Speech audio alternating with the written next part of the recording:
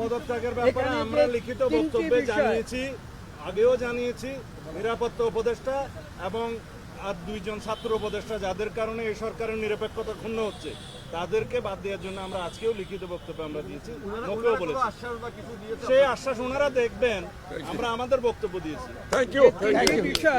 যে তিনটি বিষয় নিয়ে আমরা কথা বলেছি আপনারা শুনেছেন, সংস্কার, বিচার এবং নির্বাচন। আমরা স্পষ্ট ভাষায় বলেছি যে দে আর মিউচুয়ালি এক্সক্লুসিভ, একটার সঙ্গে আরেকটার কোনো সম্পর্ক নেই। এবং যদি দ্রুত নির্বাচন দেওয়া হয়, আমরা স্পষ্ট ভাষায় বলেছি আজকে বাংলাদেশের যে নৈরাজ্য হচ্ছে, যে আইন শৃঙ্খলা পরিস্থিতির অবনতি হচ্ছে, এক অ্যানাউন্সমেন্টের ফলশ্রুতিতে বাংলাদেশের শান্তি, শৃঙ্খলা এবং গণতন্ত্র ফিরে আসবে।